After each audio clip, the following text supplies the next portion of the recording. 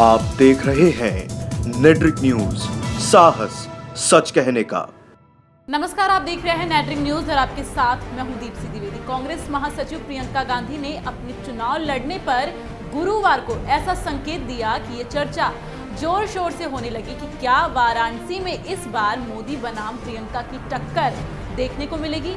दरअसल रायबरेली में पार्टी कार्यकर्ता उनसे चुनाव लड़ने की मांग कर रहे थे, जिस पर प्रियंका गांधी ने उनसे पूछ लिया, वाराणसी से चुनाव लड़ूं क्या। हालांकि प्रियंका ने या कांग्रेस पार्टी ने अभी तक उनके वाराणसी से चुनाव लड़ने का ऐलान नहीं किया है, लेकिन खुद प्रियंका के कार्यकर्ताओं के सामने कही गई ये बात कई अटकलों को जन्म दे रही है। सबसे बड़ी बात ये कि अगर ये जंग वाकई में हुई तो अंजाम क्या होगा।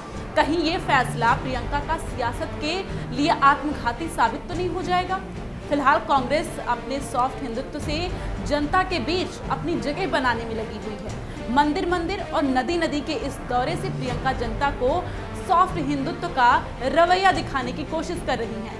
तो सवाल यह है कि क्या प्रियंका गांधी अपने भक्त से कांग्रेस की नैया पार लगा पाएंगी। फिलहाल प्रियंका क्या सोच रही हैं, प्रियंका क्या चाह रही है, क्या प्रियंका वाकई में कुछ कर गुजरने की ठान ली है। रायबरेली में कांग्रेस कार्यकर्ताओं के बीच जब प्रियंका के मुंह से ये शब्द निकले कि क्या इस बार वाराणसी से लड़ जाऊं क्या, तब वहां मीडिया की मौजूदगी नहीं थी, लेकिन वहां आसपास मौजूद लोगों ने बताया कि ये प्रियंका और कार्यकर्ताओं के बीच मजाकिया अंदाज में बातें चल रही थी। लेकिन इस दौरान प्रियंका ने इतनी बड़ी बात हंसते हंसते बड़े हल्के में कह दिया। कहते हैं कि जुबान पर आने वाली बातें दिल की गहराई में कहीं ना कहीं पल रहे होते हैं। फिर कोई कितना भी खुद पर काबू रखे या अपनी जुबान पर ताला मारे, लेकिन कभी ना कभी कहीं ना कहीं वो दिल की हसरत मुंह से निकल ही जाती है। तो क्या प्रियंका ने जो रायबरेली में कहा वो उनकी हसरत मानी जाए। आपको बता दें कि मां सोनिया और भाई राहुल के प्रचार के दौरान कई बार मैदान में उतर चुकी प्रियंका चुनाव लड़ने के सवाल से अब तक बचती थी, लेकिन 2 दिन पहले अमेठी में उन्होंने बेधड़क चुनाव लड़ने का ऐलान किया था कि अगर पार्टी चाहेगी तो मैं चुनाव लड़ूंगी। ऐसे में ये सवाल उठना लाजमी है कि क्या एक दिन पहले चुनाव लड़ने का ऐलान करना और अगले ही दिन पीएम मोदी के गढ़ में चुनौती देने की बात करना क्या महज एक मजाक है, या फिर एक ऐसी रणनीति जो कांग्रेस के रणनीतिकारों और गांधी परिवार के तहखाने में शिद्दत से पक रही है। लेकिन इतना तो तय है कि इतने अरसे बाद प्रियंका मजाक करने के लिए राजनीति में तो नहीं आई हैं। फिलहाल प्रियंका अगर मोदी को सीधी चुनौती देती हैं तो ये चुनाव कांग्रेस के आन की लड़ाई बन जाएगी।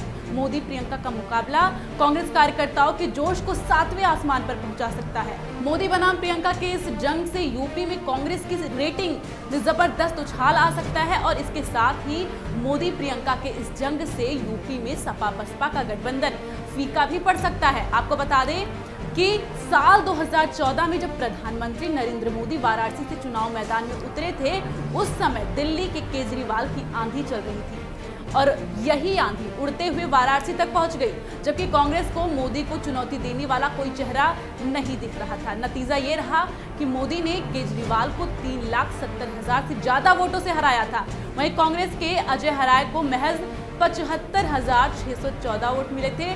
बीएसपी के विजय प्रकाश को महज 60,579 वोट मिले थे। वाराणसी में पीएम मोदी की लोकप्रियता में कमी आई हो, ऐसा तो कोई संकेत नहीं दिख रहा और ना ही किसी सर्वे में ऐसा देखने को मिल रहा।